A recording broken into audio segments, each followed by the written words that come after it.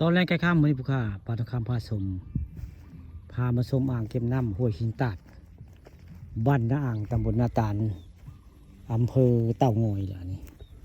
หมองนี่สิมีคาเฟ่ได้หมองนี่คาเฟ่พี่ตื่มหรือว่าบ้านพักตากอากาศอันนี้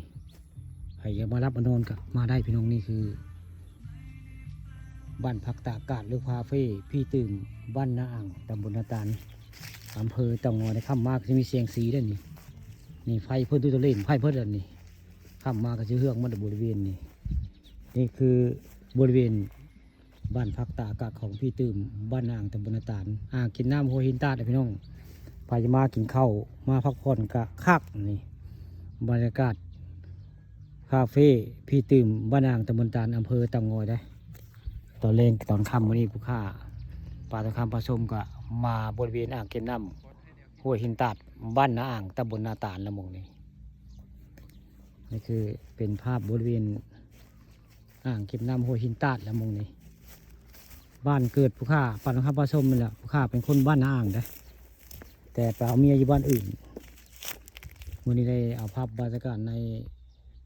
บริเวณอ่างเก็บน้ำห้วยหินตาดมาให้เบิ่งมาชมได้ด้านหน้าก็จะมีคนพายเรือใส่มองนะผู้อยู่กลางน้ำกลางน้ำอ่างหินตาดบ้านอ่างตำบลนาตาลอำเภอเต่างอยล่ะนี่ผู้ข้าพาเบิ่งตะเวนใกล้ตกผมได้นี่คือเดี๋ยววันนี้ก็จะเห็นตะเวนกำลังใกล้สิตกได้เบิ่งแล้วก็เห็นตะเวนส่งดวงพี่น้องนี่ใต้น้ำก็มีตะเวนได้ทางเทิงก็มีตะเวนนี่คือภาพเหตุการณ์ตะเวนใกล้ตกอยู่บริเวณอ่างเก็บน้ำบ้านอ่างตำบลนาตาลได้พาลูกพาหลานมาเที่ยวมื้อนี้พาลูกพาหลานมาเที่ยวบริเวณอ่างเก็บน้ำบ้านอ่างตำบลนาตาลอำเภอเต่างอยได้นี่คือเป็นภาพบรรยากาศตะเวนใกล้ตก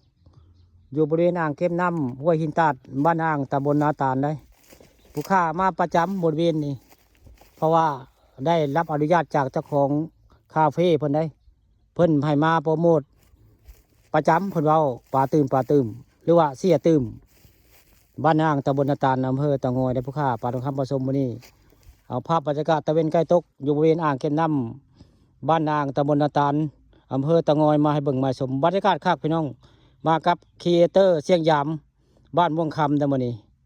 นี่คือบรรยากาศตะเวนไกลตกอยู่บริเวณอ่างเก็บน้ำบ้านนาอ่างตำบลนาตาล